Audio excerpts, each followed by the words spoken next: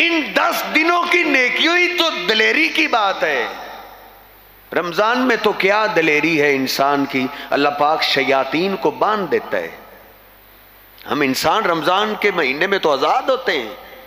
ان 10 دنوں میں ہی تو پتہ چلتا ہے اللہ کی طرف شوق ذوق کرنے والا کون ہے،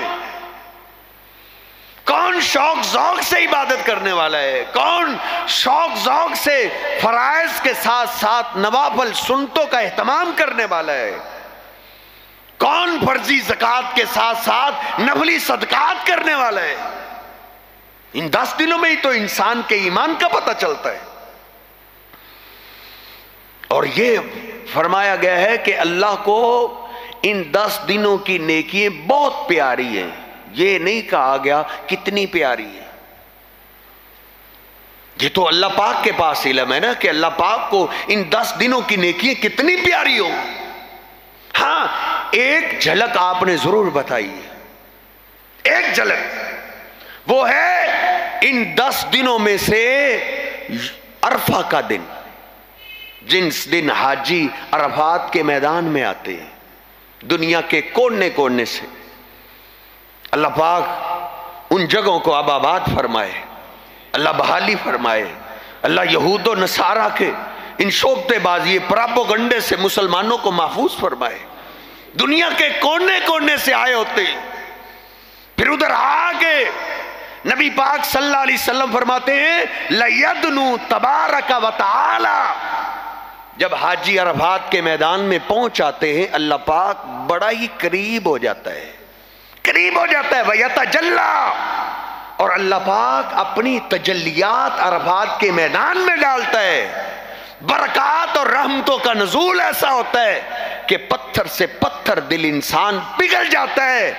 ہر ایک کی آنکھوں سے سسکییں آہیں موتیوں کی لڑیاں جاری ہو رہی ہوتی ہیں، ہر طرف سے اپنے چہرے کو چھپائے ہوئے لوگ رو رہے ہوتے ہیں، کسی کا کوئی بلاوا نہیں، سب نبی پاک صلی اللہ علیہ وسلم کی بولی پہ اپنی زبانوں کو قربان کرتے ہوئے ایک ہی آواز دے رہے ہوتے ہیں لبیک لبیک لا شریک لک لبیک، اے اللہ میں حاضر ہوں، میں حاضر ہوں، اے اللہ میں حاضر ہوں۔ اللہ پاک قریب ہو کے یباہی فی الملائکہ، حدیث پاک کے الفاظ ہیں اللہ پاک ان سسکیوں کی آوازیں سنتا ہے اور فرشتوں میں فخر کرتا ہے،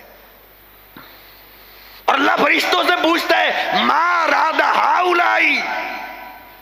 یہ جو کونے کونے سے آ کے رو رہے ہیں یہ کیوں رو رہے ہیں، یہ کس کے آگے رو رہے ہیں؟ اے اللہ یہ سب تیرے آگے رو رہے ہیں۔ اللہ رب العزت پھر اعلان کرتا ہے قد غفرت لکم، قد غفرت لکم،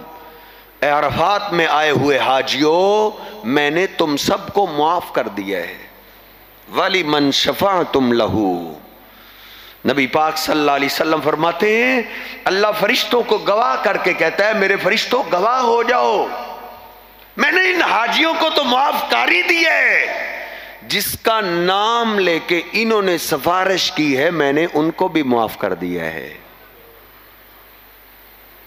لیکن اس دن کی رحمت اور برکت سے ادھر نہ پہنچنے والا بھی خالی نہیں رہتا۔ نبی پاک صلی اللہ علیہ وسلم فرماتے ہیں جو عرفات کے میدان میں نہ پہنچ سکے وہ 9 تاریخ عرفہ کے دن کا روزہ ہی رکھ لے۔ اللہ کے رسول اس دن کا روزہ رکھنے سے ہمیں کیا ملے گا؟ جو عرفات کے میدان میں جا نہیں سکے آپ نے فرمایا یہ روزہ تو ایک ہے جو کفر السنۃ الماضیۃ والباقیہ، اس ایک روزے سے اللہ پاک مسلمانوں کے 2 سال کے گناہ معاف کر دیتا ہے۔ ایک وہ سال جو گزر چکا ہے، اسلامی سالوں کا یہ آخری مہینہ جو سال گزر گیا اس کے بھی گناہ اللہ معاف کر دیتا ہے۔ والباقیہ،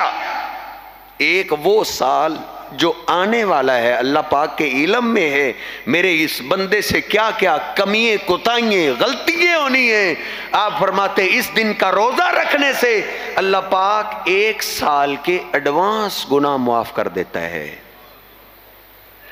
باقی نیکیوں سے گناہ معاف ہوتے ہیں پچھلے، رمضان کے مہینے کے روزے رکھنے سے گناہ معاف ہوتے ہیں پچھلے، رمضان کے مہینے کا قیام کرنے سے گناہ معاف ہوتے ہیں لیکن پچھلے، لیلۃ القدر، قدر والی رات کے قیام کرنے سے غفر لہ ما تقدم من ذنبہ، گناہ معاف ہوتے ہیں، لیکن پچھلے صرف ایک یہ دن ہے جس دن کا احترام کرنے سے اللہ پاک آنے والے سال کے بھی گناہ معاف کر دیتا ہے۔